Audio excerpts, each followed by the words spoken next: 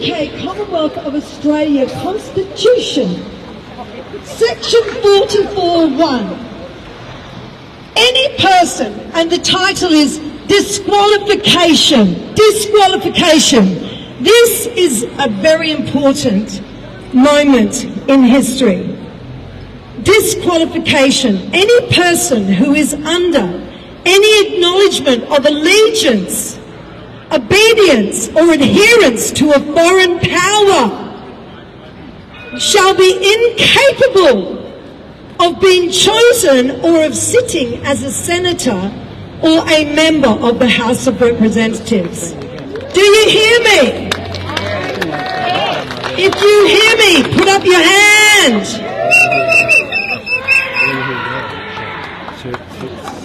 Yay to you.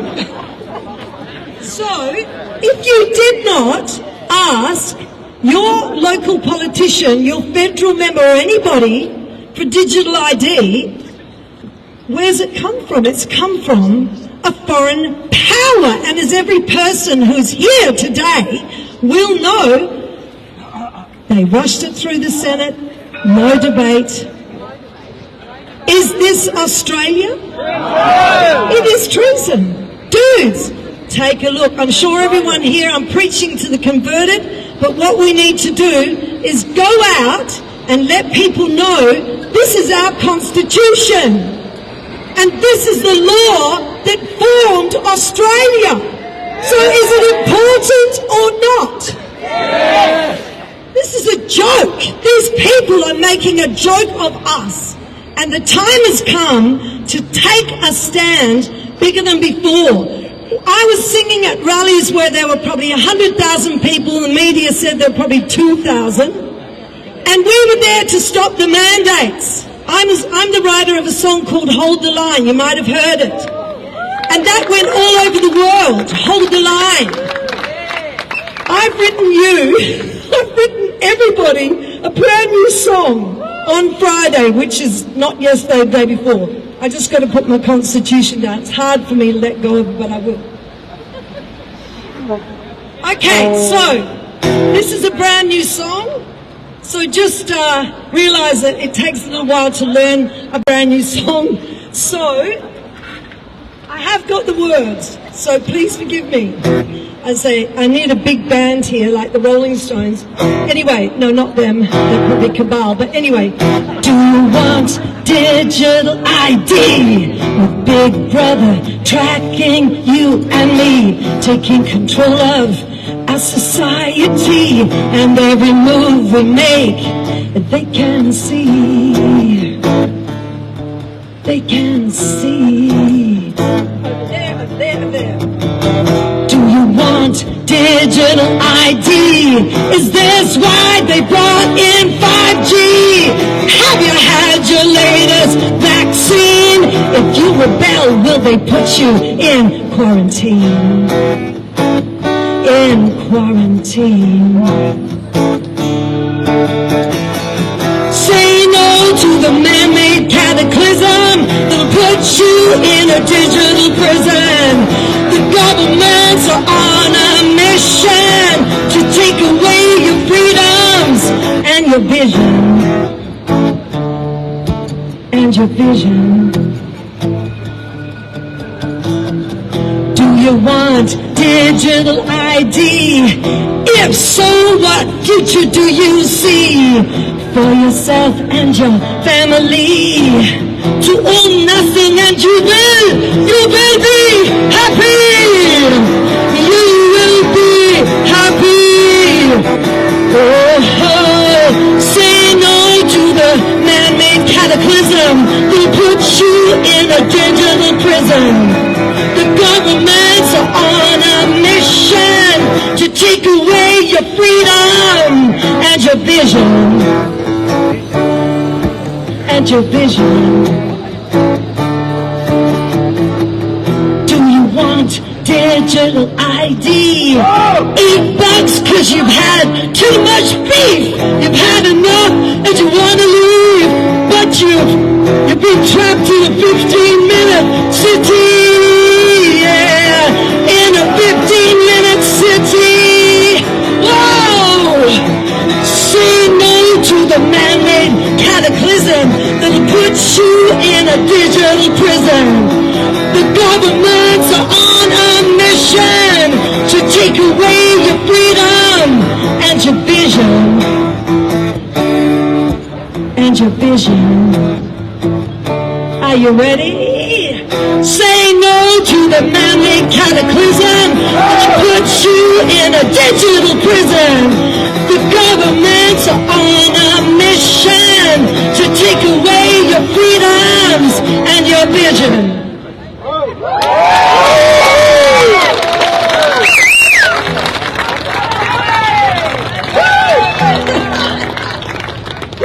It's a big thing singing a brand new song 2 days later.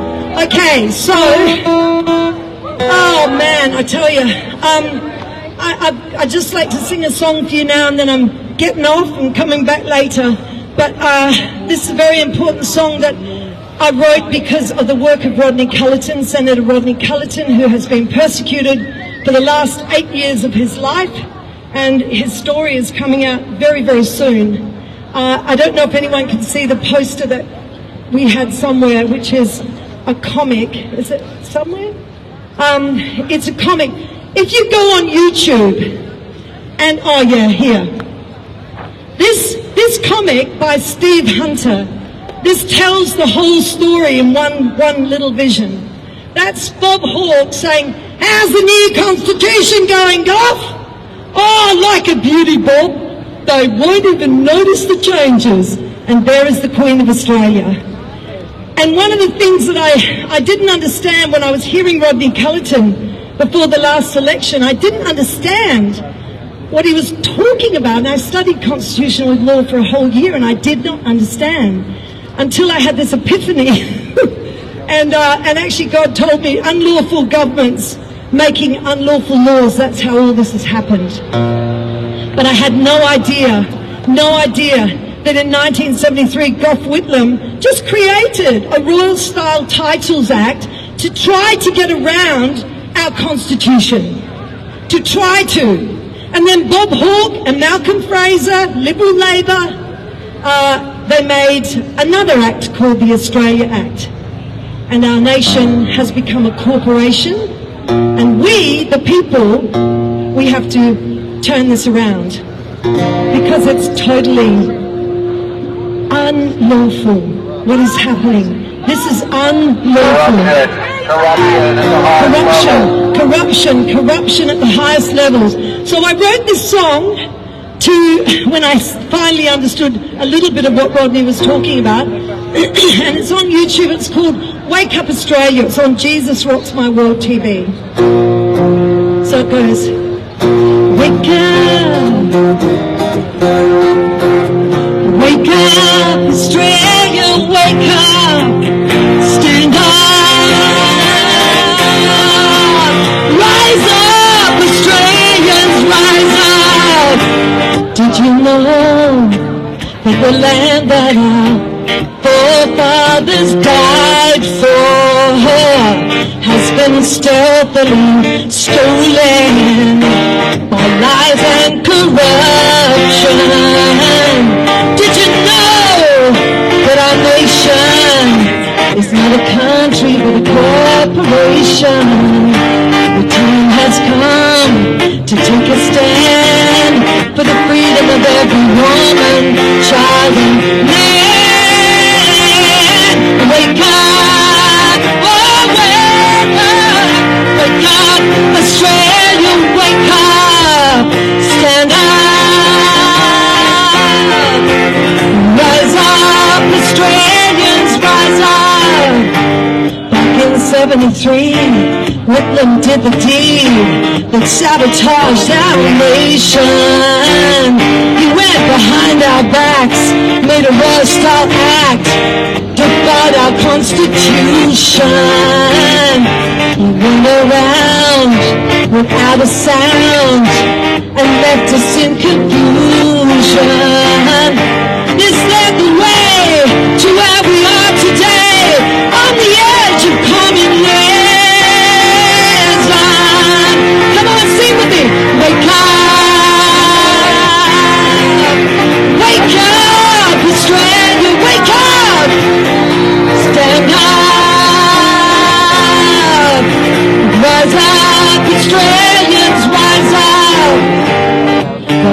as a tool. They fooled me and you, took away our rights and freedoms, yeah.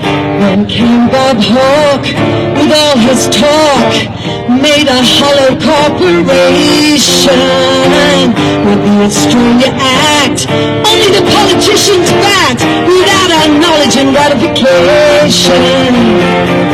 The time has come where we must be as one in the Commonwealth of Nations. Oh, wake up! Wake up, Australia, wake up! Stand up! Rise up, Australia, rise up! We've got to hold on to our sovereignty. We the people must be free. What must we be? Free! Yeah! Wake up! Whoa! Wake up, Australia, wake up! Stand up! Yeah! Rise up, Australians, rise up! Come on, sing with me! Wake up! Wake up! Wake up, Australia, wake up! Stand up! Rise up, Australians! Rise up! Rise up! Wake up, Australia!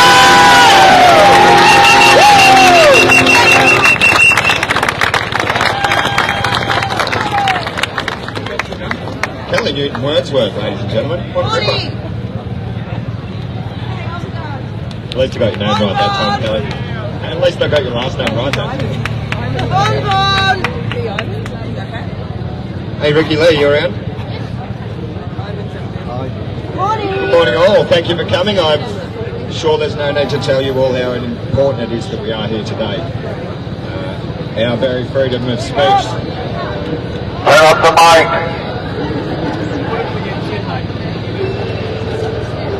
Can you guys hear me? Yeah? Right.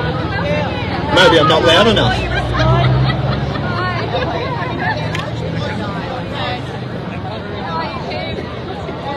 Can anyone hear now? Is that any better? Still over there?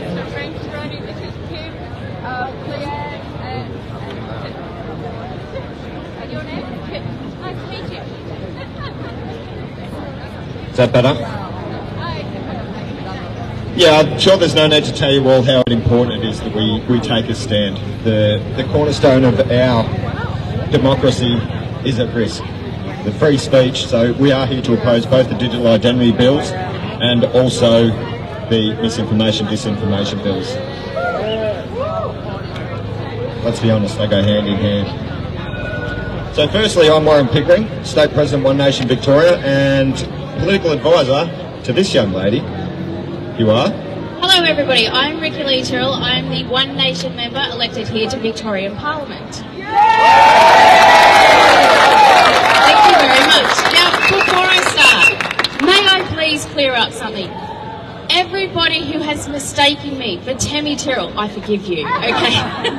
I have received a lot. That is unforgivable, Ricky. Yes, I've received a lot of emails saying, why did you support this bill? And I'm like, hold your horses there, love. I am One Nation. There is no way I would sell out my constituents freedom and privacy for anything. I value that beyond words. So, and there is no way I would do that. And I think everybody in this country deserves the right to freedom and privacy. Absolutely, well said. You know, it's interesting. Ricky doesn't actually get a lot of airtime because we are obviously One Nation. So, you know, the mainstream media doesn't like to touch anything she does. But she's absolutely, in the last year and a half of having been in Parliament, she's not a wallflower by any stretch of the imagination. Yeah, no, look, I've come as a shock to a lot of people in Parliament. The one thing I have noticed is that I think I'm the only one who can still lay straight in bed. I haven't sold anybody out yet. Good girl. I don't intend to either, So anyway, before we continue, just a little bit of housekeeping. So we have informed Melbourne City Council and Vic Roads and obviously the police and PSL Parliament of this event. So, you know, if we spill out onto the road, so be it. But we do need to keep people off this platform, if possible, and less speaking. So do your best, but yeah, try and get off this platform as much as you can. Yeah, look, spill out into the street if you must. We've got that right, so take up the road. Remembering that we are a distinguished movement, so we clean up after ourselves. We are the civilised opposition. Let's not forget that.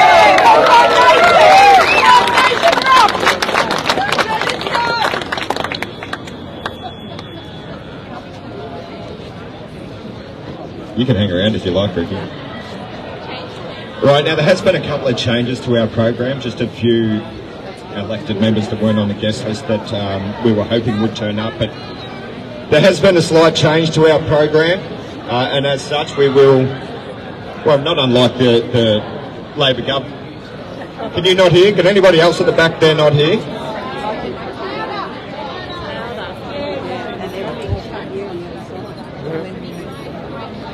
I can't yell all day, I've got a lot to get through. Is that better out there?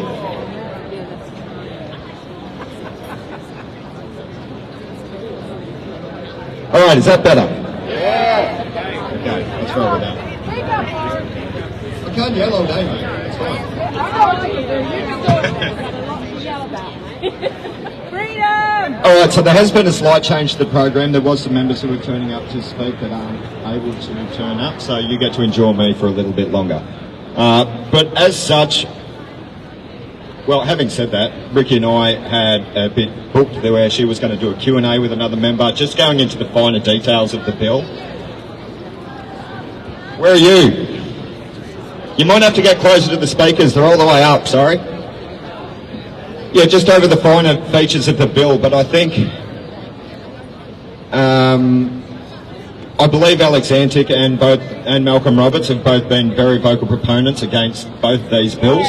I think you can go back and look at their videos if you want to get down into the specifics of sections and subsections in the bill. Outside of that, I will run over a few things just as a political advisor's perspective. So for the last year and a half, as Ricky Lee's advisor in this place, yeah, we've watched a lot of rubbish come over the table.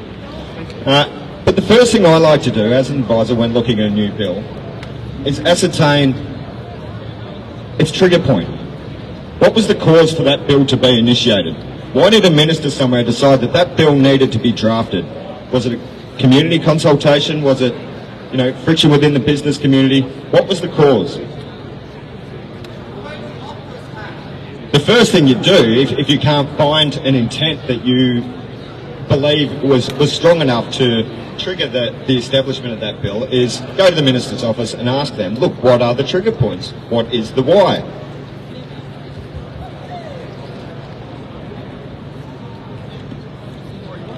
So, in downloading this bill and pulling it apart, that was the first thing I noticed.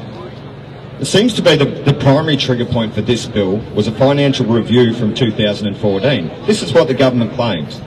2014, and you've waited until now. So that's my first red flag, if I'm honest. And then I dive into the bill, and the second notable thing about this particular bill is the size of the bill. So it's essentially got all the legal framework within this bill for not just the digital identity, but also a reward system associated with incentivising both private enterprise and individuals for participating.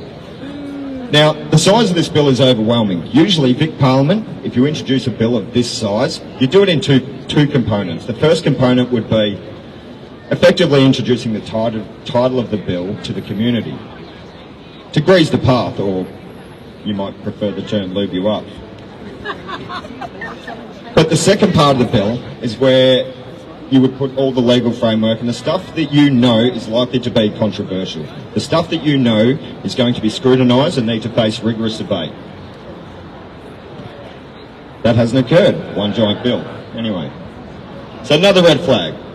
My third red flag is the language within this bill. So it's deliberately used the most monotonous, boring, unnecessary, hard to read political terminology and legal terms known to man. It's completely unnecessary. It's almost impossible to decipher unless you've got a vocabulary of a writer, which I don't, by the way. So back to the first point, the intent of the bill. If there's no clear intent, there was no trigger point for the why as to why this bill was drafted, it raises the concerns. My primary concern, looking at everything through the lens perception of a conspiracy theorist, as we all should, is that this bill's come from higher up, which then raises the highly conspiratorial question, well, who's higher up than the Australian government? We know who that is. Yeah. The WEF, UN, all that lot. So in the second component, with the size of the bill and not breaking it into two separate bills and greasing a pathway, the only thing I can really think of is that Albanese Labor government never intended for this bill to face scrutiny. They never intended it to go through the Senate, the House of Review. In fact, I'd go as far as to say they compiled the other 8 or 9 bills or whatever it was to push through as an omnibus bill, simply so they could slide this one through and get it over the line without rigorous debate. And the third one is the language. I think this one probably speaks for itself. You make it so difficult to decipher that it can be interpreted or misinterpreted any which way you like, depending on what you're trying to achieve. The devil is always in the detail, and when the Labor government do this, there's usually a problem.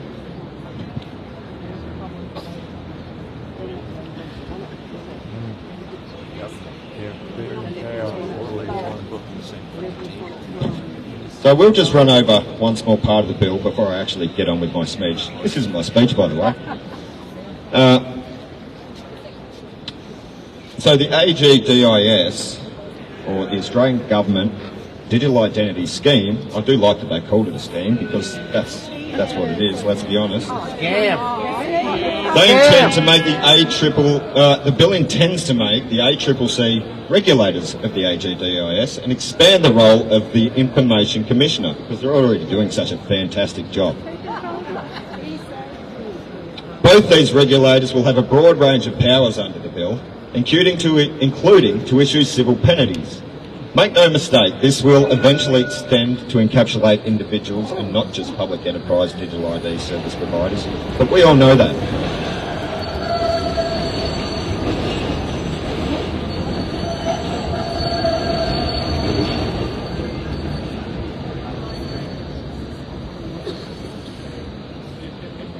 Now, I would have, at this stage, introduced one of our speakers, but because we've had one drop off, as I said, you get to enjoy me for a little bit longer. Oh, just so we're clear also, for a couple of points of contention, a lot of people find it counterintuitive that we use QR codes for to oppose the digital identity bill. We've deliberately done that because it's very ironic, isn't it? We're using the technology for its designed purpose. But furthermore, we're using their technology to oppose their bloody digital identity bill. It's okay to use technology for its designed purpose, to expedite process and to make our lives easier. It is never okay for a private enterprise or a government to use that technology to collect data on its citizens or imprison them in a digital incarceration.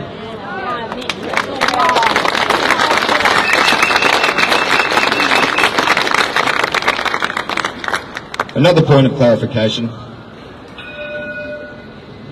If Albanese turns up and helps himself to microphone, I assure you he was not invited. You can sort it out. Don't worry, we'll give him what for if he turns up. Alright, so the Australian government intends to legislate itself as the self-appointed arbiters of truth. The self-appointed dictators of the parameters for what constitutes freedom of speech and free press. Just like a communist dictatorship, they'd like to force you to allow them to make all future decisions regarding your personal records and social media content. No way. Contrary to that illusion, there is provision in this bill to make the digital identity mandatory for all Australians.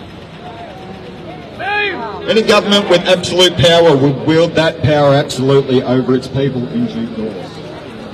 We've seen it. So rather than explain the key features of the bill, I'll explain where it leaves us exposed and vulnerable to potential flow-on implications and misrepresentation and abuse. Now, the purpose of government policy is supposed to enhance and indeed serve the lives of the people it claims to represent. This policy falls short in every way. Under the pretense of more efficient processes, this bill exposes us to flow-on misrepresentations and human rights abuses such as Australian Tax Office expense tracking. Wouldn't that be fantastic? Carbon credit tracking. We all know it's on the cards. That'll be the next big lockdowns. Who tracks them? CCP-type social credit score systems. And having read the bill, the framework is there. Dehumanising and humiliating systems for public and social compliance and gaining access to welfare support. That has already begun. Regulated central bank digital currency and all that that implies. Like freezing your funds for non-compliance. The most immediate and obvious threat, even if you for some strange reason still trust this government to have your best interest at heart, and you can't deny this, is data theft through cyber security. If multi-billion-dollar corporations like NAB and Optus can't secure themselves against data breaches, what hope has the fiscally illiterate Australian government got? Are you kidding?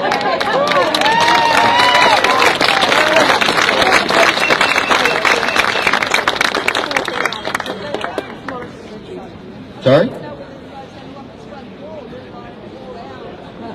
Exactly.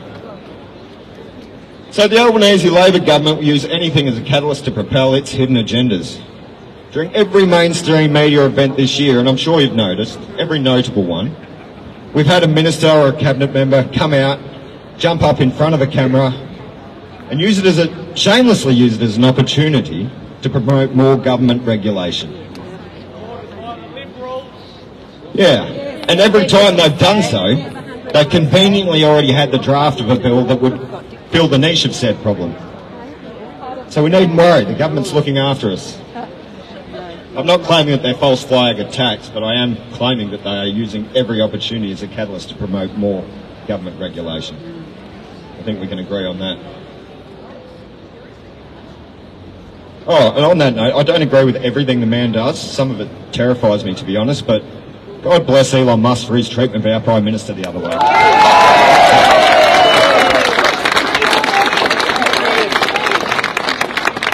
Look, if nothing more eventuates out of that court case, then, we get to see our Prime Minister publicly shamed on an international scale. And we get cannon fodder for memes and please explain cartoons, then I think we've gotten a fair bit out of that. I think that's good.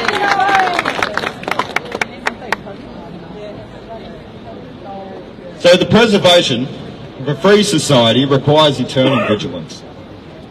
Preventative maintenance of government overreach through our diplomatic process is supposed to alleviate our need for recourse action. As dictated by the Australian Constitution, and alluded to by Kelly, it's the Federal Senate that assumes this responsibility. In pushing this bill through the Senate without debate, the Albanese Labor government has subverted our democratic process, insulted the intelligence of Australians and spat in the face of the very Constitution it swore an oath to honour.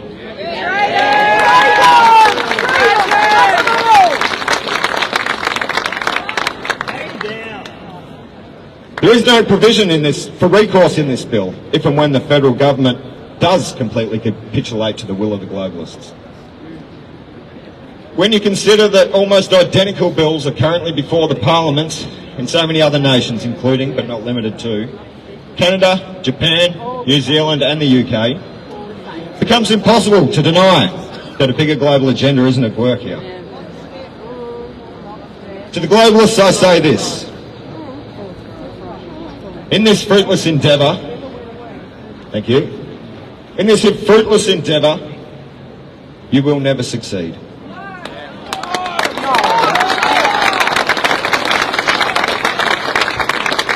Our strength is in our collective will, and we are too strong.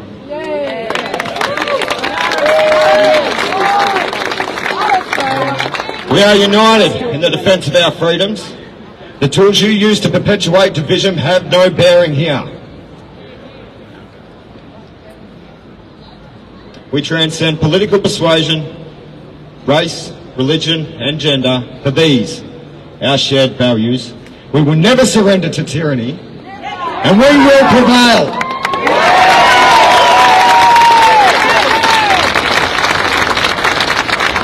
To the elected members in the House of Representatives that still have an opportunity to speak on this bill, I say this. Prove to us that you're not just another head in the bureaucratic trough. You may get one privileged opportunity to represent the Australian people. Don't waste it. As we placed ourselves between this figurative bullet and its target here today, we call on you to follow our lead and do the same. Because in this context, that's exactly where an elected member belongs. If you don't oppose this bill, then all future generations will look back from their Orwellian dystopia and ask why you did nothing. History will not be kind to those that allow these minute steps towards the ultimate erosion of our civil liberties.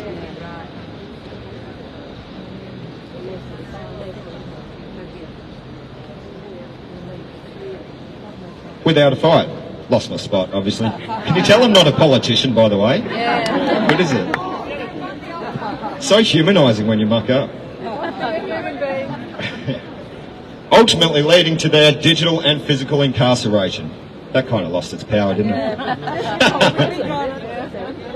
You don't get to claim ignorance through benign complacency. We will hold you directly accountable for the erosion of sovereignty of the Australian people. We know who you are. We're watching your every move. We will fight back at every turn. And one way or another, you will face retribution.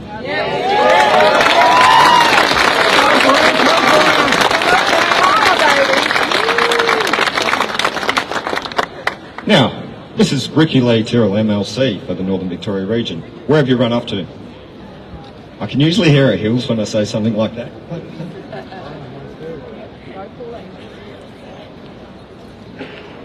So, this is where I was going to, Ricky was going to do a bit of a Q&A with another member, and that's where I thought the breakdown of the bill between members would have been a great idea. Do you know what? I think as I explained, Senator Roberts and Antic have probably done enough in that space, and you guys know where to find them.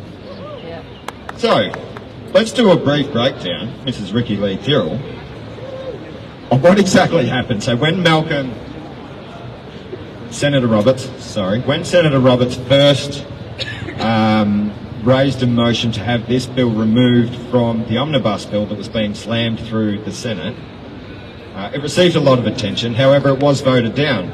There was a few members who supported it that we thought wouldn't. Other way around. Didn't support the motion that we thought would. Jackie Lambie and Tammy Tyrrell being one. Now, what happened? What was the fallout of that for us? I know you briefly mentioned it earlier, but in the office itself. I was away from the electoral office at this time, by the way, so... I copped a lot of hate and a lot of anger and a lot of disbelief that somebody like me in One Nation would support that. Yeah. And what's interesting is Ricky's other advisor, Danielle, oh, that girl has a short fuse. She's got some fire. And even she rang me saying, you got to do something, you got to make a video, you got to do something. It was pretty exciting times. No, look, I personally replied to each email myself, just so they know that I am a different person to Tammy Tyrrell, a much different person. And like I said before, I'm not going to sell you out. She did. Yeah, 100%. Look, and another interesting component to that is the fact that you did take the time to reach out to every single person. You could have filled out automatic fields and create an auto-generated response to every email, but you didn't. It's that personal touch that makes a difference. That's what we're missing from our politicians. Yeah, look, it meant a lot to me because these people were really worked up and they deserved to hear the truth from me. So that's what I did. Yeah, good work. All right, so we'll move on from that briefly. So, all right, firstly, what is an omnibus bill? So an omnibus bill is mainly supposed to be an administrative bill, like where it's just normal little things like commas and that they're being redone.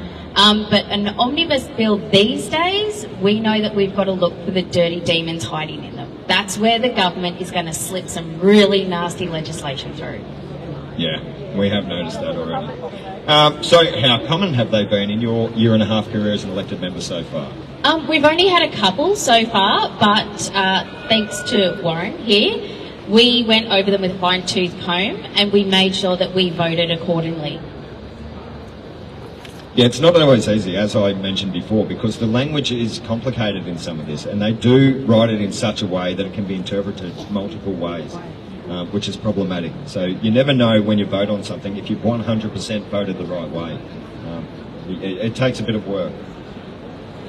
So, do they usually contain bills that are likely to be controversial? Yes, definitely. Look, lockdowns. Wasn't that an omnibus bill that locked us up? I believe so. Yeah, look, the point of the omnibus bill, as Ricky said, is that it's supposed to be small administrative changes. But they're increasingly throwing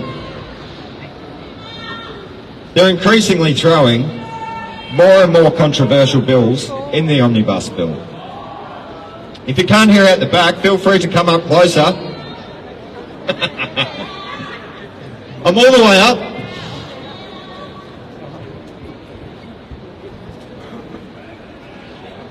So, what is a bicameral parliament, Ricky? That's where you have two houses of parliament, so you have a lower house and an upper house. I'm getting to a point, don't worry. So you could say the Legislative Council, where you work, is the equivalent of the Senate. Yep, it's exactly like that. The House of Review. Precisely. Look, if any legislation needs to be passed, it has to come through our house and be approved. Oh, excellent. You lead me straight to my next question. How many omnibus bills have been pushed through the Legislative Council without debate in a year and a half?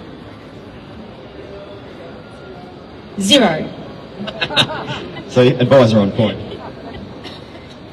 That's right. So it is unprecedented to a certain extent what Albanese is trying to achieve. I think it's a power trip. It's just gone to their head. They know that they can get away with it and they just keep pushing whatever legislation they like. And now they are blatantly spitting in our faces. I can't speak up all day. It's all right. I'm about to hand over to Mr. Topherfield in a minute anyway, so you'll get a check. He'll speak a little louder. All right. Now, look, we'll be back with a few more. I do have more to say, but I won't bore you anymore at the moment. We'll get a couple of speakers up and I'll jump back in shortly. So, let's introduce... He's around. He doesn't need an introduction. No, but come on, he does. Mr. Battleground Melbourne himself, an author and podcaster, and probably one of the most articulate political orators of our time, Mr. Topherfield. Alrighty. How's that volume? A little bit better for you? You can hear me? A little bit of microphone technique training might not go astray. You got a spare minute? You can teach me. Melbourne, I never expected to say this again in my life, but it's good to be back. I made good on my promise to stay in Melbourne long enough to vote against Daniel Andrews and then leave for the sake of my own mental health and my family, and I've done exactly that. But Melbourne, you've turned out well today, and you turned on some beautiful weather just to rub it in, really, didn't you? But I do have in my gut a little bit of a sense of here we go again. Anyone else share that feeling? A little bit of here we go again. Feel like you've seen this before? You know, 4 years ago, I had the honour of speaking at the very first formal organised anti-lockdown protest that happened out in Trafalgar in the southeast of Melbourne, just over 4 years ago. And that began a journey that led ultimately to me having the privilege of speaking at the biggest political rally this state has ever seen. Who else was there? Greatest day of my life. I said that to my wife. She said, actually, I agree with you, and it was the most satisfying as well. Not sure what she meant by that. And then I had the privilege of making the documentary Battleground Melbourne. Have you seen that? All right. Some people have said to me, oh, that's a great story you told. And I say, no. Oh, sorry, they say it's a great story you wrote. I say, no. I told it. It was you guys that wrote it. It was the incredible people of Melbourne and Victoria and the courage and the relentless pursuit of truth and your unwavering commitment to freedom that wrote that story. And I want to say thank you to each and every one of you. Give yourselves a round of applause. And if you don't know what I'm talking about, you can watch it for free. It's available at battlegroundmelbourne.com. You can go there. Look, if I get boring, just look it up on your phone. Right? You can pretend to be filming and just watch the documentary instead, okay? I won't be offended. And for my troubles over the years, I spent 2.5 years fighting bogus criminal charges that were dropped when they finally came to the risk of a court date. Typical, classic. And by the way, can we get a huge round of applause for Nick Patterson?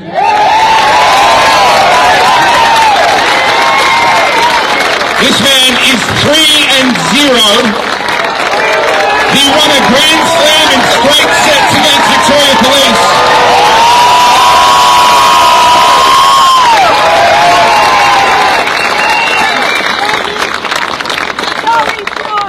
I've been called every name under the sun. I know most of you have too. Been called a granny killer. Been called a neo-Nazi.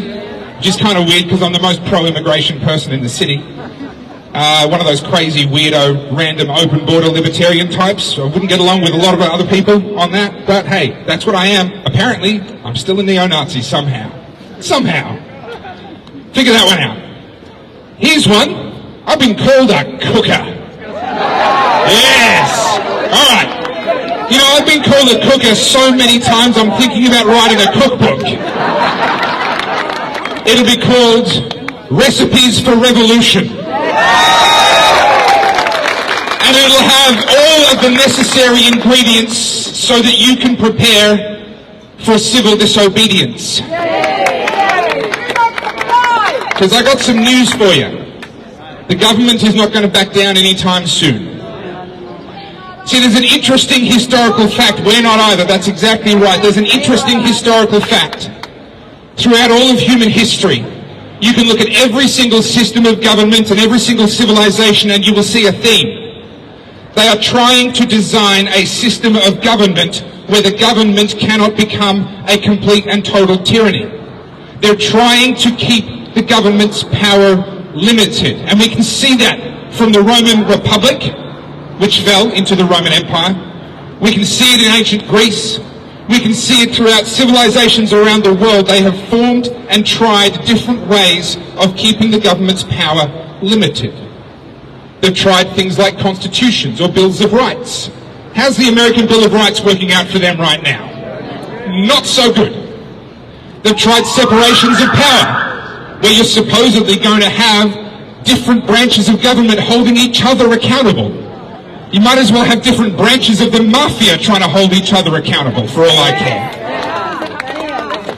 And the sad reality is, every single technique that we have tried, including, unfortunately, voting, where you get to choose who your master is going to be, unfortunately, none of them have succeeded over the long term at protecting freedom, at protecting the rights of the people. Every single one has failed. So where does that leave us? Does that mean we're also doomed to failure? I don't believe so, because there is one thing historically that works. One thing and one thing only. And this is true throughout history. The only thing that limits the power of government is when the people reach the limit of their obedience.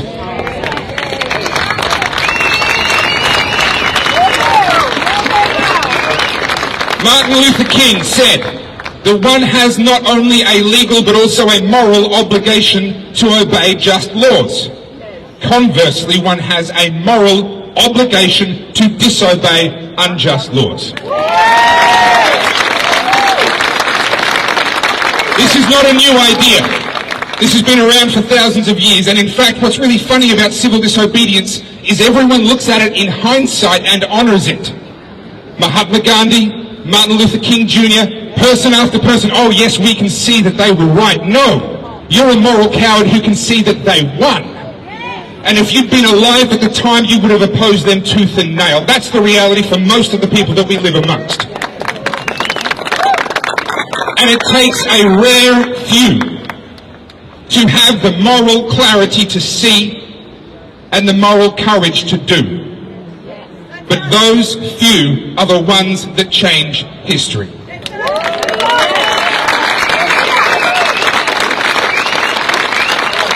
See, moral courage doesn't come from the same place as physical courage comes from. Physical courage involves you seeing danger with your eyes and understanding with your mind. Moral courage requires you to see with your mind and understand with your soul. You have to understand at a deeper level what is at stake. You have to put aside all of the things that you can see. I learned how deceptive eyes are when I spent a week in Caracas City in 2015. This is Venezuela. Inflation was running rampant, tens of thousands of % every year. People would line up out the front of supermarkets at 4 o'clock in the morning in the hope that when it opened at 7, they'd be one of the lucky ones to get inside before it ran out of eggs, or it ran out of butter, or it ran out of milk, basic staples. What struck me as I walked around that city, the most dangerous place in the world outside of a war zone at that point in time, and if you're wondering why I went there for a friend's wedding. Go figure. It was my second overseas trip with my new wife at the time. We went to the romantic destination of war zone Caracas. What struck me was how much Caracas City felt like Melbourne. And it makes sense that it does, because actually it was an incredibly wealthy city at about the same time that Melbourne became incredibly wealthy thanks to the gold rush. They had a rubber boom and a tourism boom and other reasons why they became wealthy, but Venezuela was in the top 10 wealthiest countries on earth. And at that time, around about the turn of last century, they built all these beautiful buildings, much like if you go down the Paris end of Collins Street or the better parts of the city now. The familiarity was palpable. And if I just looked away from the despair that was happening at ground level and looked up at the architecture and the beautiful sunshine, I could convince myself I was in paradise. And that, unfortunately, is what a lot of people in Australia are doing right now. They're turning their eyes away and going, oh, but the buildings look the same, and see, there's still cars on the street, and there's so many things that feel familiar. Could it really be true that we're on the pathway to despair? And they convince themselves that it's not true. Because moral courage requires you to see with something deeper than your eyes. It requires you to see with your mind, to understand with your soul. And then, here's the killer. It requires you to make decisions based on what you know to be right in 10 years' time. This is the thing. And this is, people have asked me, what kept you going during all the protests, when I was my existence was being criminalised. I had police knocking on my door trying to intimidate me out of exercising my human rights. What kept me going was because I would think 10 years ahead and say, when I look back on myself in 10 years' time, who do I want to be? Who do I want to see?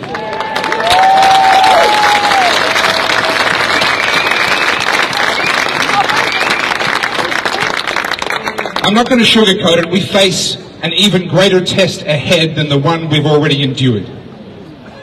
And whilst many have woken up and many are getting active, unfortunately, you can see if you look around, there's a lot of people who should be here that aren't. We're not about to win this fight overnight. But what's funny, in nature, if you put a great big rock over a tiny little seed, give it enough time, what wins? The seed breaks the rock in half. And life, to steal the words of Jurassic Park, life finds a way. Well, freedom finds a way too. And our job in this moment is to have that seed in our hearts. To have that life in our hearts. So that no matter what the idiots in Canberra do, no matter what the morons in Spring Street, with a few exceptions, do, we still stand for freedom. and we still see with our mind and find courage in our soul so that we can be proud of who we were in 10 years' time.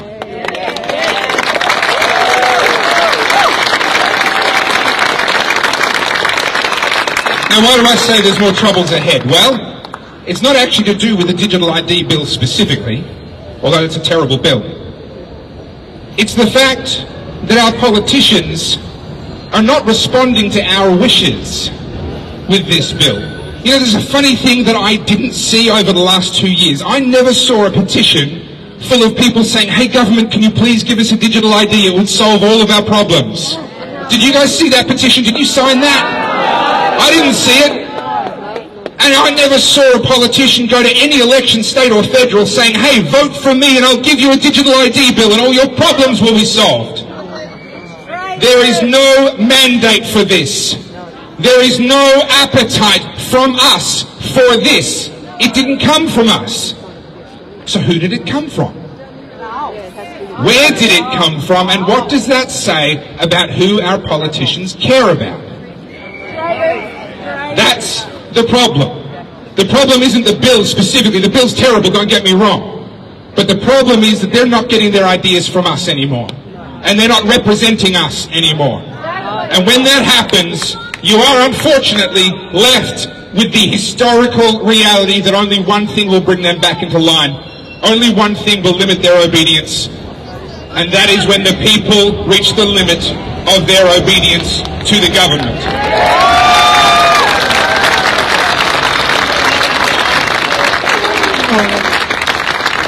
Now, I'm not in the mood to get arrested again today, so I'm going to leave it there.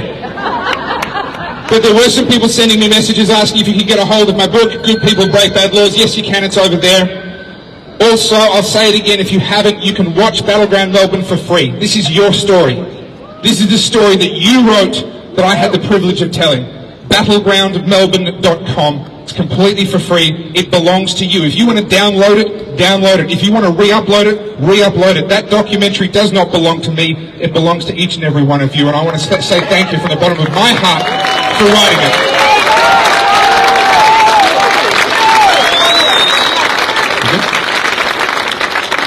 And thank you so much for being here to say no to the digital ID bill. Thank you.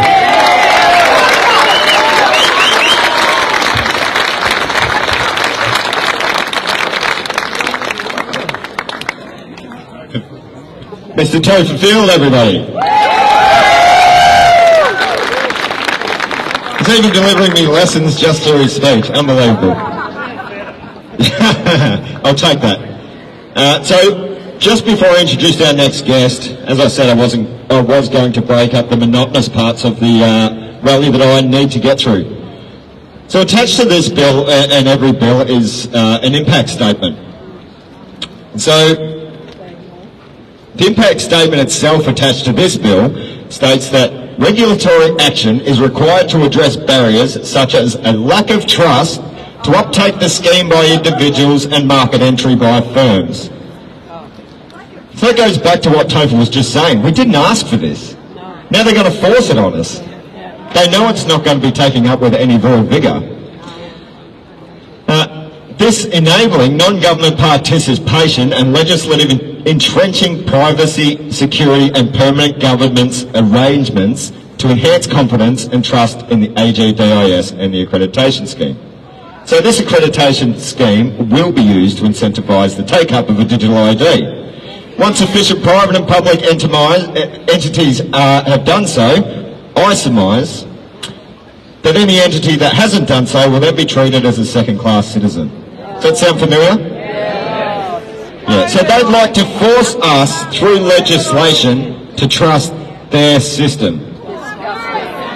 Not entirely sure that's how trust works. But have no fear, as each and every bill also comes with a statement of compatibility to make sure that it complies with the Human Rights Charter. Come on, there couldn't be any human rights abuses here, surely. Now, I'll read the actual statement on the statement of compatibility with the Human Rights Charter. This bill is compatible, and I quote, "This bill is compatible with human rights, and to the extent that it may limit human rights, Those limitations are reasonable, necessary and proportionate. End quote. What a statement of blatant contradictions. That is just a throwaway. Yep. Our next guest, so Morgan Jonas sends his regards. He had to pull out late. He's got a personal issue he needs to attend to, and obviously life comes first.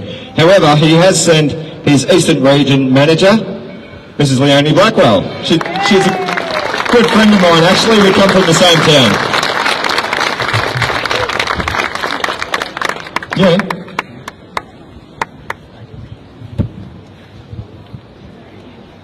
Oh, Deputy Leader, she's corrected me. My bad, I'm introducing people all wrong. I'll leave it to it, mate. Okay, my voice is not super loud. Can everyone hear me out the back? Yes. Yep, okay, let's hope. Yes, is that a yes? No? Bit here? Bit louder? Okay.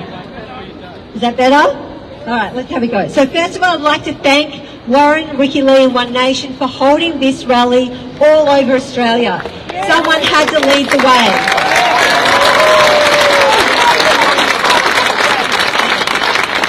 Second, I'd like to thank all of you for coming out, because if it's not for you, then we don't have anything to say or do, because we've got to have people behind us. So thank you all for being here today. Alright, so it's done. The Digital ID Bill has actually been passed. The thing is, to get it through Parliament, as you've heard over and over again, they had to ram it through. They snuck it in. They didn't allow debate. They didn't actually allow any questions to be asked. Well, I'm going to ask the question, what do you think about that as a way to serve us as Australians?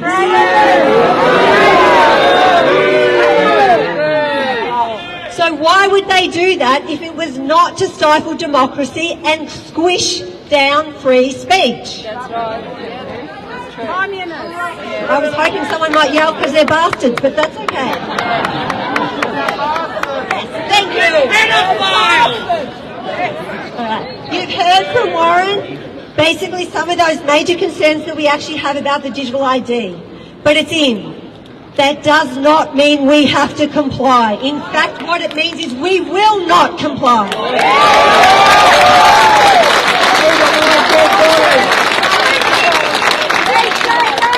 This legislation is about control. We know it.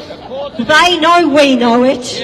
It's about tracking you. It's about making sure they know everything about us so they can control us and punish us if we dare stand on the steps of Parliament and disagree with them.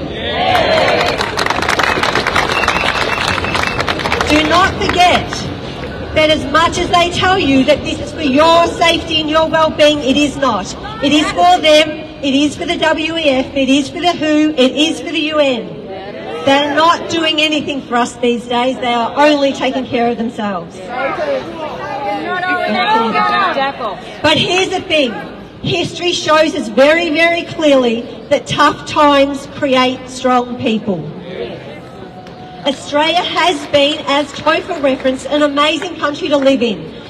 The vulnerability that has created in the majority of people is that they then think there is no way any government would violate their own people's rights. But we are living a different reality right now. We are witnessing that they will. If they do not have the checks and balances that are meant to be inside our system, they will do whatever they damn well like according to who's got the most influence over them and who's going to pay them enough money to do that.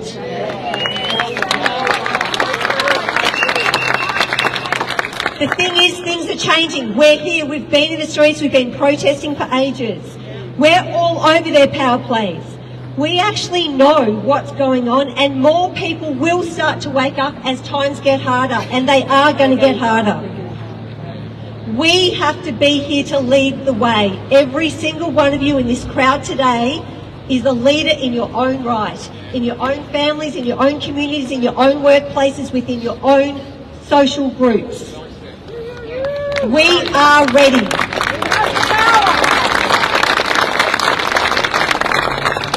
We know the truth behind these agendas, and we aren't silent, and we will not be silenced.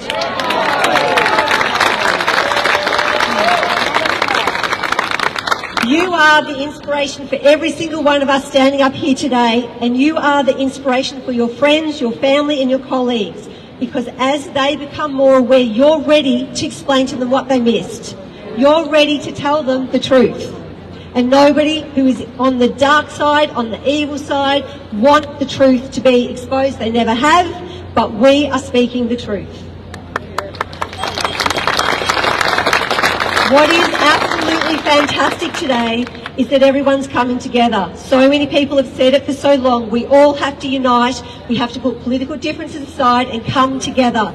So I, as the Freedom Party Deputy Leader, I'm thrilled to stand here on this stage with other political parties, with other community groups who are committed and passionate about making sure that our freedoms and our rights are upheld at all, no matter what. I better not say at all costs, just in case. The reality is we will not go quietly. We will not comply. We will stay united against the common enemy, and we need to be really clear about what that common enemy is. It's totalitarianism. It's all part of it. Today we are going to gather to support each other, and we will navigate this road of non-compliance. It isn't always going to be easy, but we have each other and we've got each other's backs.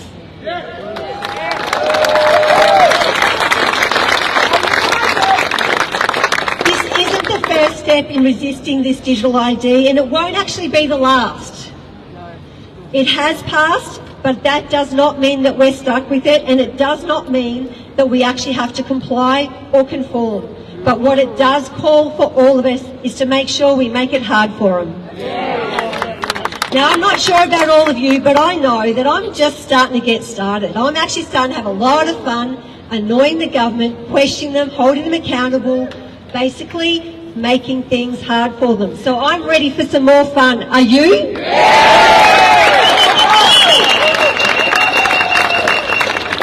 So after today, go speak to everyone you can. Join a political party that's aligned to your values.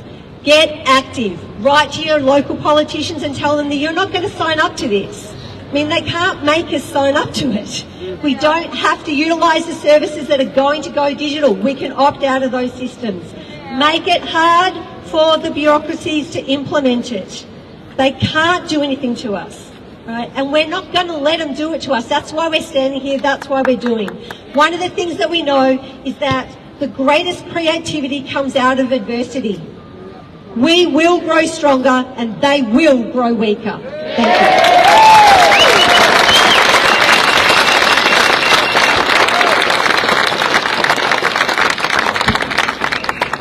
Thank you, Leonie Blackwell. Look, Leonie raised a couple of points there that I would like to expand on a little bit. So, firstly, while it has been slammed through the Senate, there is still an opportunity to push back and the House of Representatives. We did see it get pushed through the Senate, and then because Senator Roberts pulled it apart on social media, there was a bit of fallout and a lot of people made noise about it. So then we did see the respective ministers come out on TV and trying to basically smooth it over and say, no, it's nothing to worry about. You're a bunch of conspiracy theorists. As expected.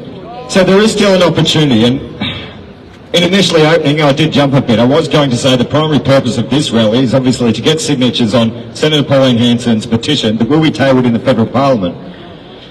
This was always going to be an opportunity to transcend party politics, and it's great to have the Freedom Party up. We did invite a few others, but for their own reasons, they aren't able to be here.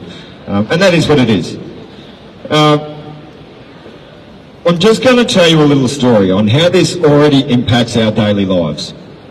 So, I had a friend a few weeks ago. I'm pretty heavily into crypto. I enjoy it. It's a decentralised platform. Let's get around it. But I have a friend who's also pretty heavily invested, and he made a big deposit 2 or 3 weeks ago. And as I'm sure you've all heard, the bank rang him up, even though he was transferring a large sum of funds to a trusted coin wallet. They rang him up and said, mate, crypto's dangerous, it's high risk, are you sure you're doing the right thing? we're just looking out for your best interest. And he's like, leave me the hell alone. I'll do whatever I want with my money. And then less than 2 weeks later, he receives a letter in the mail from the ATO stating, by the way, mate, we're just letting you know, we've seen that you've invested in crypto. We don't want you to get into any trouble, so we just want you to be aware that when you transfer any profits back into fiat currency, we will expect our pound of flesh. Look, so there's an immediate example on the cross-pollination of your personal information transferring from private enterprise to government entities already. And that's before this bill has been put through the lower house and implemented and had the royal assent. It's getting crazy. They cannot control decentralised digital currency, so they'd like to make it hard for any of us to capitalise on it. But again, I refer to the fiscally illiterate Australian government. So now the CCP and US governments both own digital asset portfolios. Even the globalist venture capitalists Vanguard and BlackRock own digital portfolios. But the Australian government know better. Bitcoin itself, I might add, is the highest performing asset class of the last decade as of a couple of months ago. It outperformed commodities, it outperformed real estate, and it outperformed shares. That's why all those venture capitalists in other countries are investing so heavily in it. Yet the fiscally illiterate Australian government hasn't had the brains to do so, but they also want to make it hard for you to do so, because how dare you invest in a decentralised currency with which they have no control over. Anyway, our next speaker. Now, you all know this man also. He's been a part of the freedom movement for a long time. He was previously an independent candidate at the last federal senate and my competitor, and look, a very highly regarded adversary, if I might add. He's probably one of the most articulate men in Melbourne. So they're pointing at each other. Who's next? I'm like, actually, you both probably fit that explanation pretty well. Mr. Damien Richardson.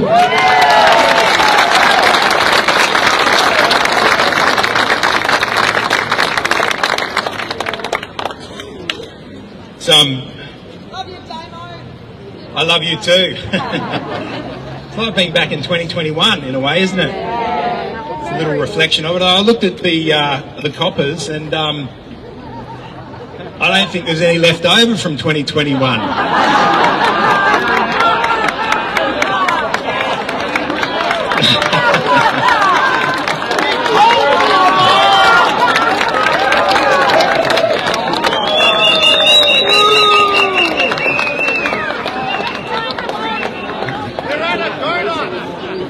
Well, that went down pretty well, didn't it?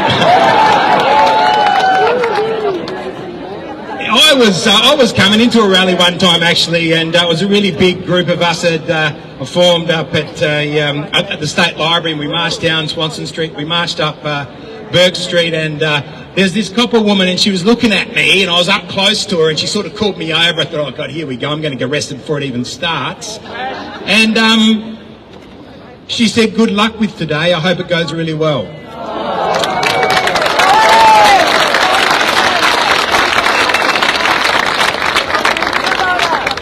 I'm sure she didn't get that from Shane Patton. But that's the thing, isn't it? Like, we're all humans, and we're all doing the best we can with what we've been given. And I know if you talk to a lot of the police off the record, they'll say, well, I've got a family, I've got a mortgage, and all those sorts of things. And as I'm driving into these things, I often ask myself the question, why are you doing this, Damien? I enjoy a bit of being a bit of a political raconteur at times, there's no doubt about it. I love to hear the other speakers, what they've got to say, and I like that something happens in the dissident community that will never be talked about in the mainstream.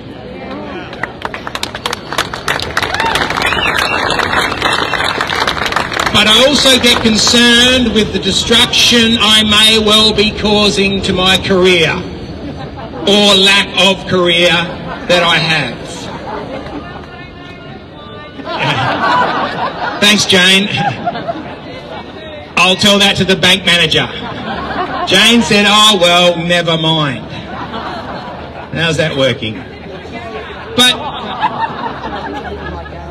you know, I don't want to cause contention with what Topher was talking about, but I think the weaponisation of mass immigration actually is a really important part of this topic.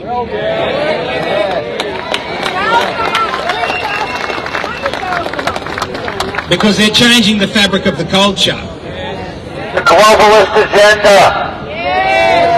That's what I was just about to say. But they have to change the fabric of the culture to get away with the other things they're trying to do. And the digital ID bill leading to our ultimate tyranny, basically, where they will, be able to measure what we do and who we are and our social credit score. And they need immigration to break down the community that will stand against it. So there'll be no unified community. And the reality is I look around here and I see a lot of heritage Australians. There is some notable exceptions, and I'm not saying that to exclude you from this debate. But the reality is this group does not look like anything that I see when I walk down the streets of Melbourne on any other given day. And why is that? Why is that? Are people coming from Beijing that have already accepted the reality that there is a social credit score and a digital currency, and they're not going to fight against it? Or are they from Mumbai thinking the same thing? And they're not going to stand up for values that we hold dear to our hearts? Because is there something fundamentally wrong at the heart of mass immigration? Of multiculturalism at all costs, and all you can see is diversity, and diversity has to be a good thing. It can never have any criticism levelled at it, because any criticism levelled at it makes you akin to being Adolf Hitler.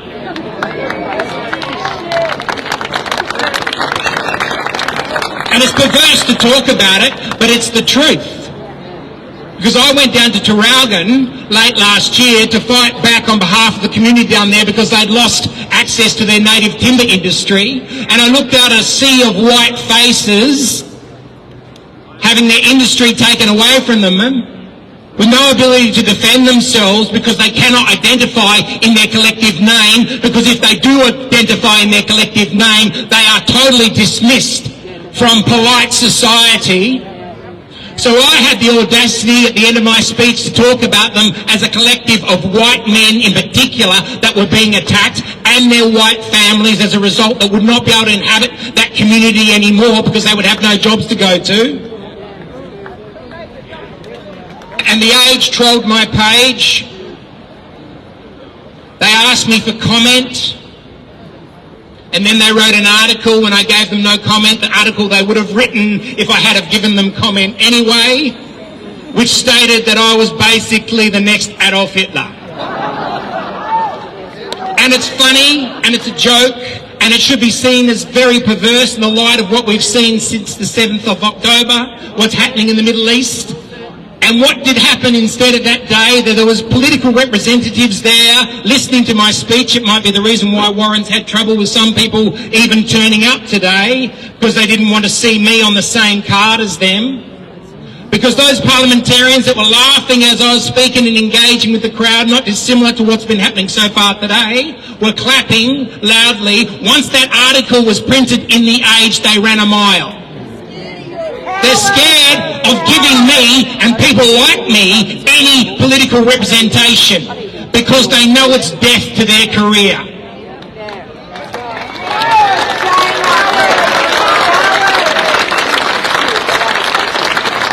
And these are the people we're meant to champion as being on the alternative right in far as the parliamentary process is concerned, because they know full well that the parliamentary process has been cucked since the loss of the Second World War for the Germans, basically, because now they use that same narrative against us.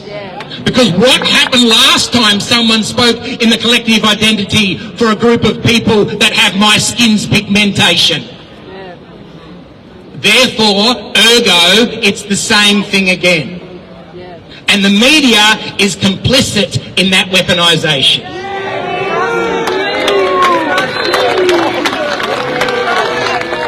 Now, heard Alex Antish's name mentioned and Malcolm Roberts, and these are notable exceptions, but these men also know the limitations of their role inside the parliamentary process. And if they were to step outside of this so-called Overton window, this meta-narrative by 1 or 2 inches, that their own party, those other people lining up in that party who want their plum job in the Senate, would use it against them to get rid of them, so we could have another cuck in the parliament that cannot dare represent your people's collective interest.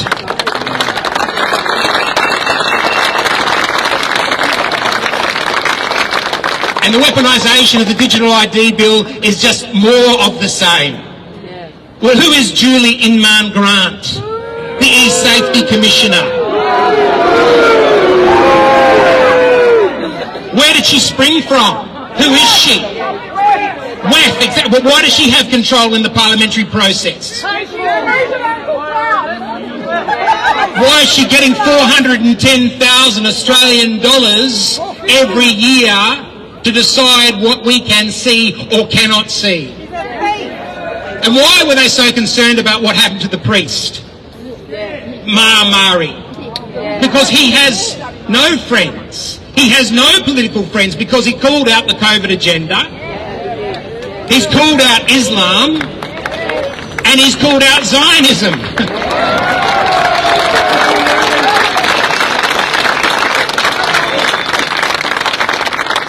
And I must say I have absolute respect for the faith of the man who goes back to the word that he obviously finds contained in the gospel for him, to give him the strength and the courage to stand up for truth. And that's why they don't want you seeing that video, because they don't want you getting any ideas on why there might be some reasonable criticism of mass immigration. Their wonderful multicultural project that cannot be criticised at all, because that is their religion. That is their religion. Diversity is their religion. And Katie Gallagher, who is the finance minister responsible for the Digital ID Bill, is also responsible for the public service. And it's interesting that recently she's come out and she's said, well, the public service needs to represent the Australian community, and at the moment it's only pegged at 11% for diversity, so it needs to go up to 25%. And that sounds wonderful, diversity is a lovely word, but what it means is the exclusion of me. There's a good chance they wouldn't use me in the public service anyway now. There's a few chance I've said a few things that might be on record that might preclude me from getting a job there, but nonetheless, what about my children and my children's children? If they wanted to get a job there, who are these people that can make their money as parasites off the legacy of what my forebears did to create this country in the first place?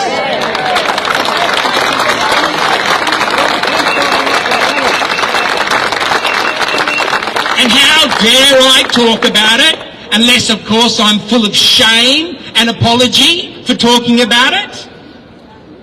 Because of what will supposedly happen to the Indigenous people on this landmass, supposedly, through a Marxist education system deciding what history will be so they control the present and then control the future.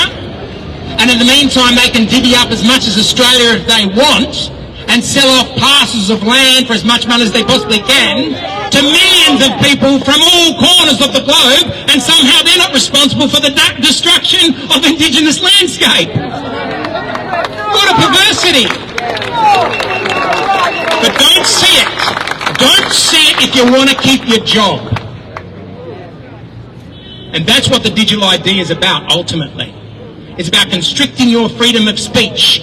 So you know your freedom of speech is constricted. So whilst you may have these thoughts in the privacy of your own home and amongst your loved ones, you will never dare utter them in a public arena or a public forum.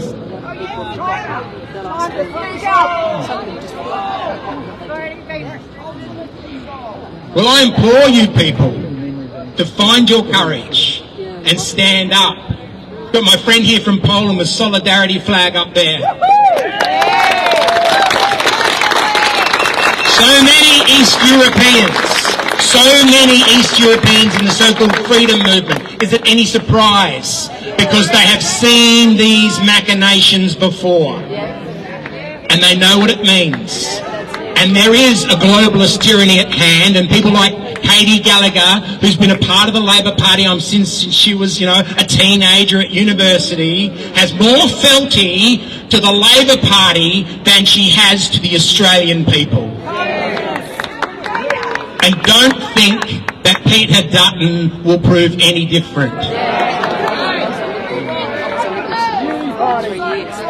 So I think you need to know the nature of the battle you're engaged in. It's almost in many respects a forlorn hope, because they do hold the heights. They hold the heights of the media and all the institutions that ultimately run upon an anti-white narrative because of your white supremacy, your inherited white supremacy. They should have told that to my grandfather when he was fighting with the 2nd 43rd against Rummel's divisions in Tobruk. And his mother asked his older brother to go over there to look after him to make sure he was safe. He never met his older brother because his older brother got blown up before he had a chance to see him. So perhaps they can talk, perhaps Katie Gallagher can talk to my deceased grandfather's spirit about his so-called white privilege.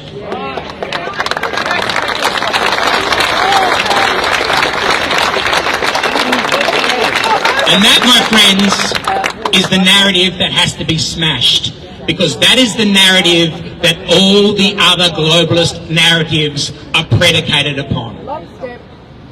Lockstep. So don't be afraid, don't be ashamed to call it out. Because I've been calling it out for a little while now, and I'm still here, I'm still alive, I'm fed, I'm watered. Apparently I'm appreciated as well, so...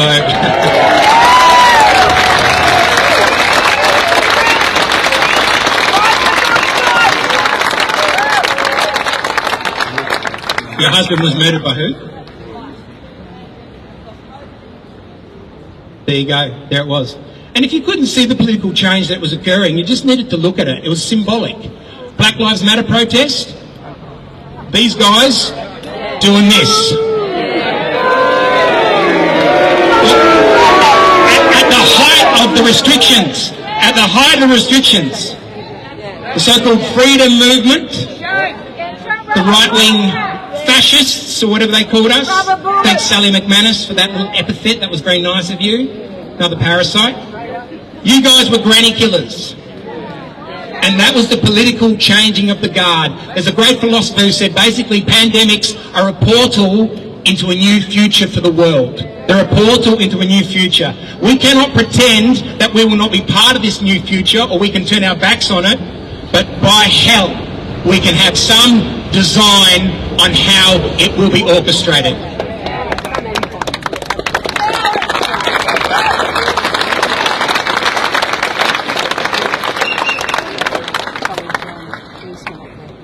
I think I'm done.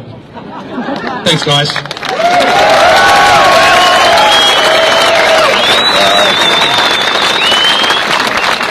I hope this guy's not following me home. I really do, because we've got a panel van with my name written on it.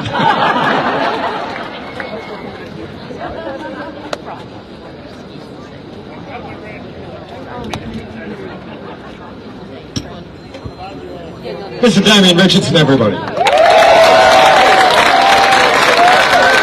It's got so challenging for the man to find work, he's had to create his own podcast, and you can follow along at damienrichardson.online.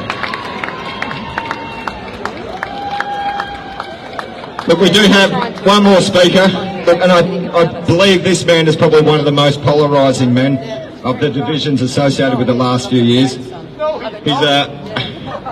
He's incredible. His recall knowledge of the Australian Constitution always just blows my mind. He's fresh off the back of a recent legal win, and look, I think he stands as a testament to all that through sheer power of will, we can prevail. Mr. Nick Paterson.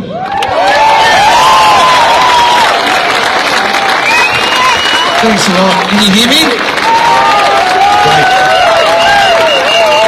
So I didn't know what I was going to speak about, but I've been inspired by the previous speakers about the mass immigration. Well, the ancient Assyrians used a tactic very similar when they would invade a land, and they would fill that land with people from all different parts of the empire who spoke different languages, had different gods they worshipped, and different cultural identities. That way, they knew that people would not be able to be cohesive enough to unite together to stand up and fight against their oppressors. It's not too dissimilar to what we see today in the Western world, specifically the Western world. And the reason they're going after the West is because the West was a beacon of light to the rest of the world. They're also using Marxist tactics on our children. They're convincing the children to hate their culture, to hate their values, to hate Christianity, that terrible, terrible Christianity. Love thy neighbour. How evil that is. And the destructive force that is love your enemies.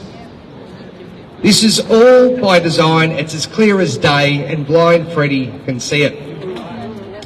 A mate of mine, he got a job recently at BHP. He rings me up, he goes, Banjo. That was my fight name. He says, Banjo, I've got Buckley's chance of getting this job. I said, what do you mean? He said, there's 40 positions available.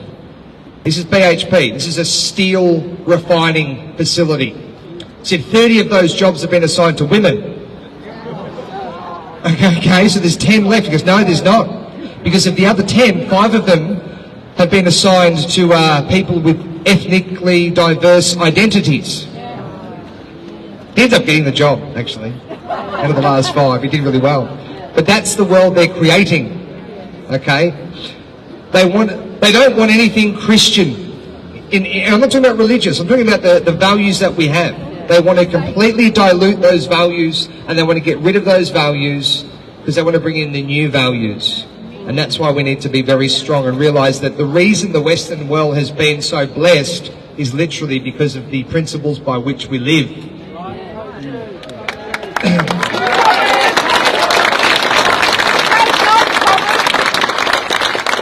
Now, that wasn't what I was going to speak about. I want to speak about freedom of speech.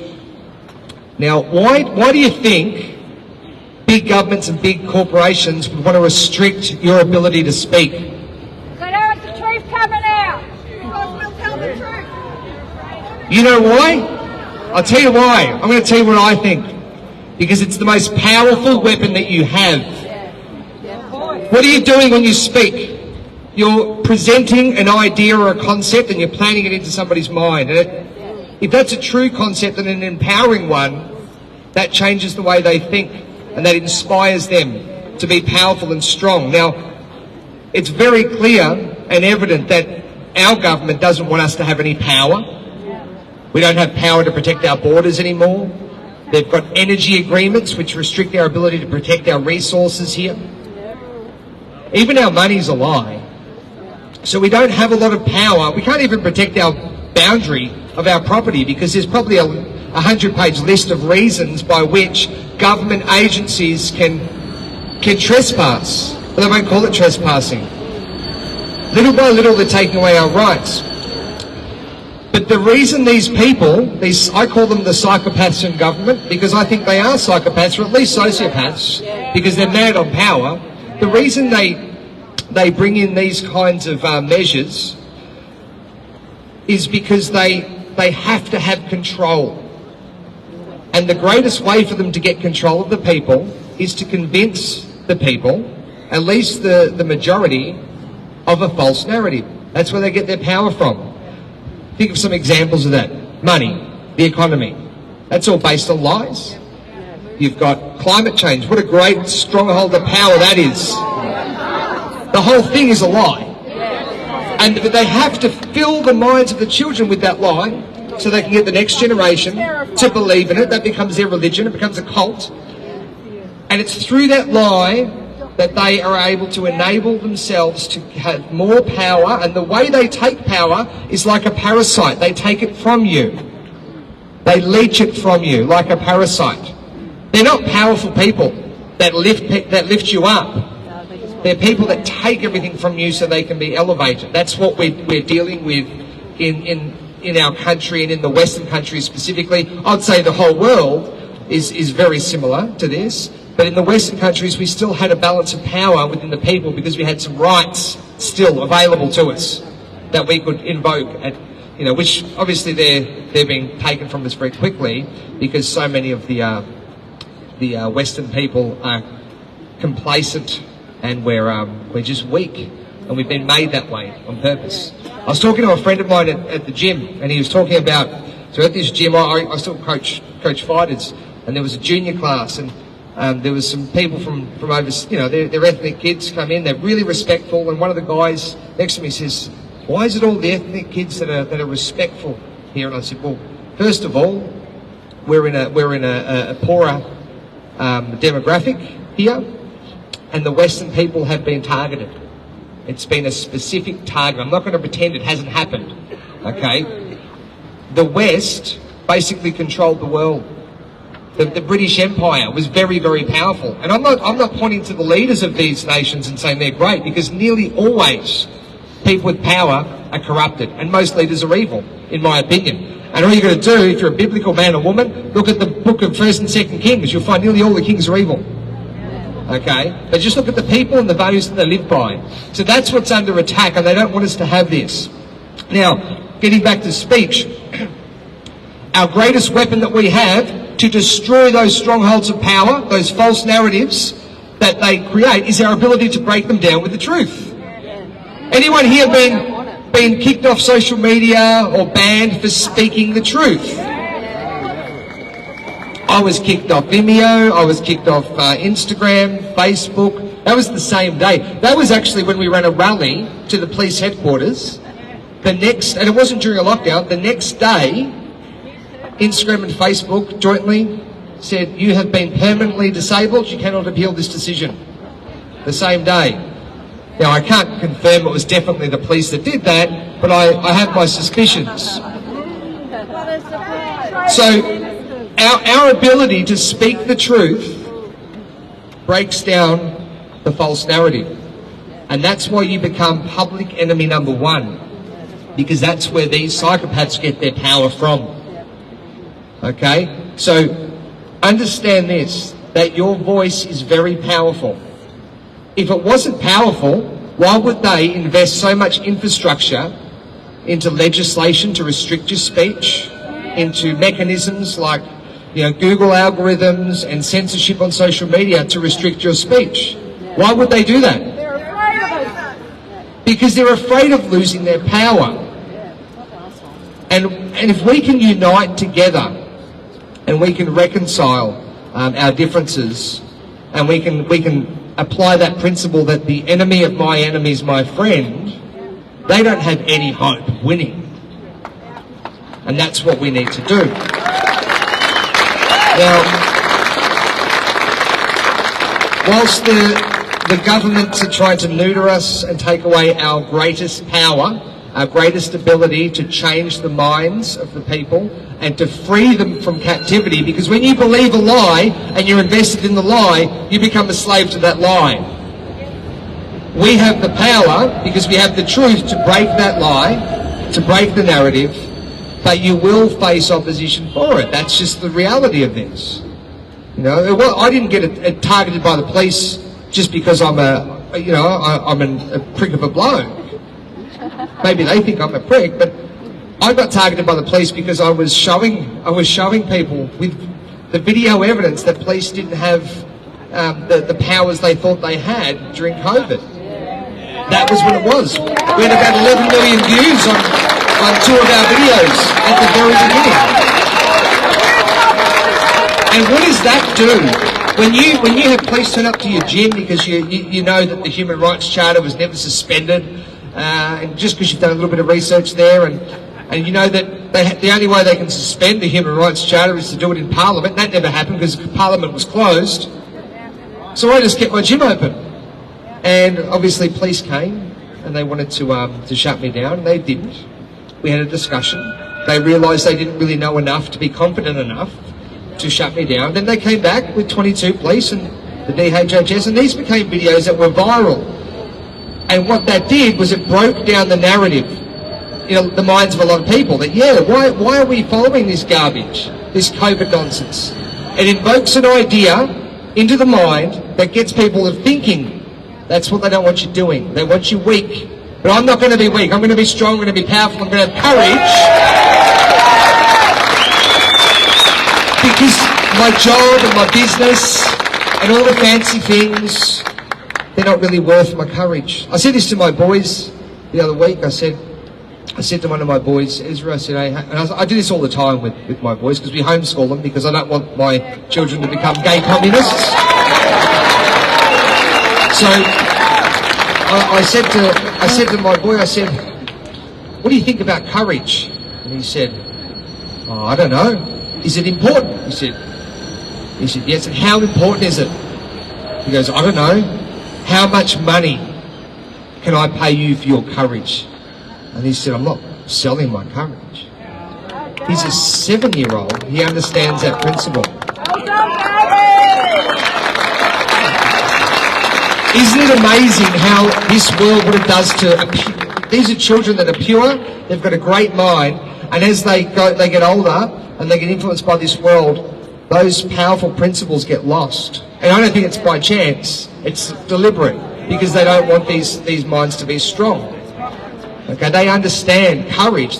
They can't even see courage. You can't put courage in a box. Here's a box full of courage. Happy birthday.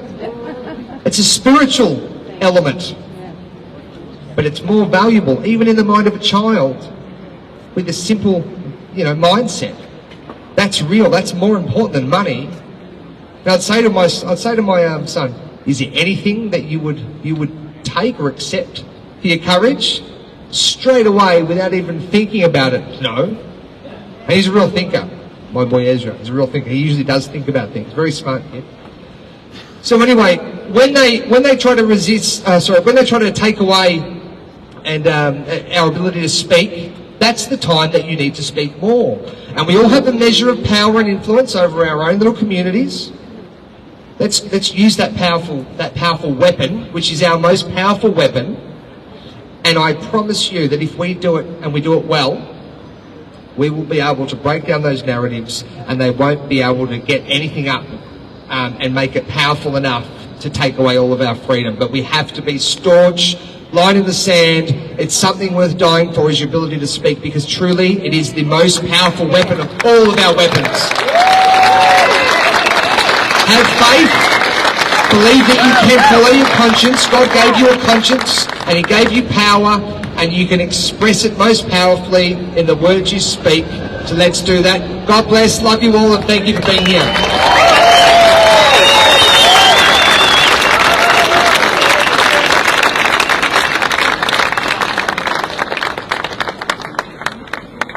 Look, we're about to wrap up, but if we can just alleviate a bit of the tension on the boys in blue behind us, just push back off the edges of this platform a little bit if you can, please.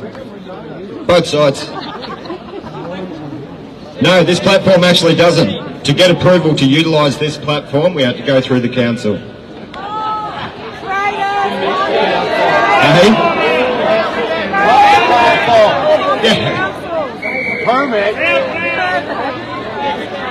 Anyway, I'd like to thank all of our speakers today, the ones that did turn up. We appreciate you guys. We love all the work you do. We know you do it on all of our behalves for all future generations, and this is what it takes. I'd like to thank all of you in attendance, because without you guys, next generations, our kids and their generations after, they face a world that we can't even fathom. So we do need to keep fighting and pushing back. What matters is what we do with this moment. So the US President, Ronald Reagan, he said in 1987, I believe it was in context to the Cold War, and I just feel like it's very relevant here. You and I have a rendezvous with destiny.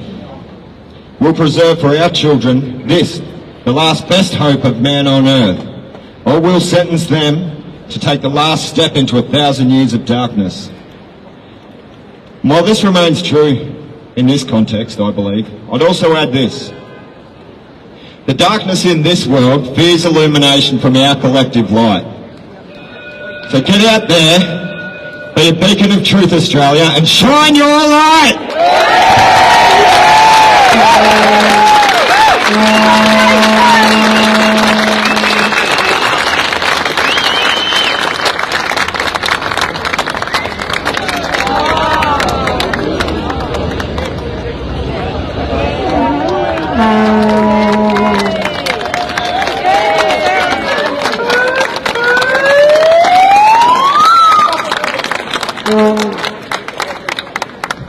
That's what we think about your bill. So clean up after yourselves and drive safe.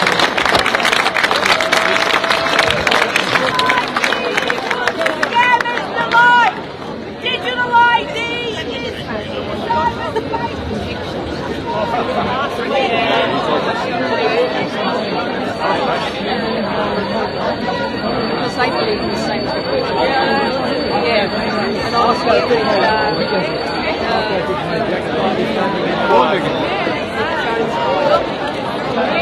Jonas, yeah, I was with Jonas.